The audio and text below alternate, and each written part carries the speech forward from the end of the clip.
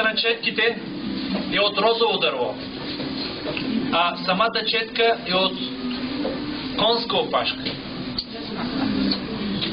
Виждаме как тя в момента нанася боята и след това с много такива интересни движения прави формите.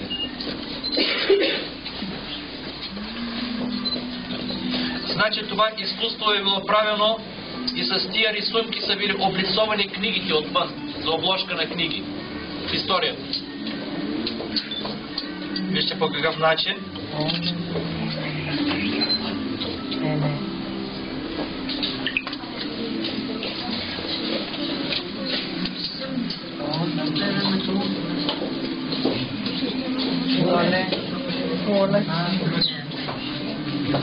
Предимно се оформят, разбира се, растителни орнаменти.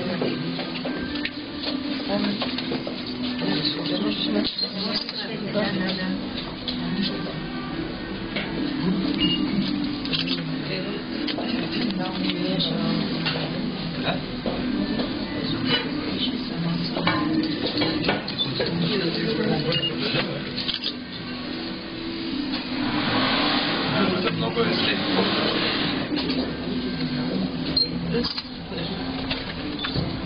Японски. Чего? Казалось бы. Öyle boya istiyormuş.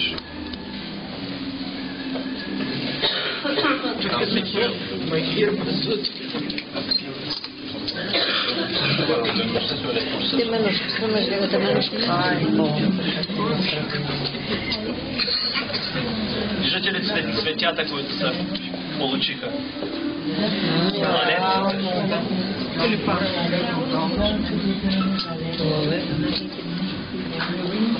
Направо магиотичка, не? Да. Али за него участва? Тя колко е рисувала?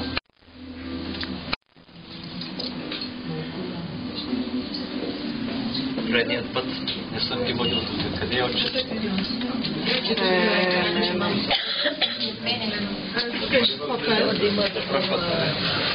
Наистина, вижте сега. Хартия, която ще побие боята от водната повърхност и картината ще мине на самата хартия. Не? Какви са бои? Това са минерални и натурални бои. Специални. Фокус.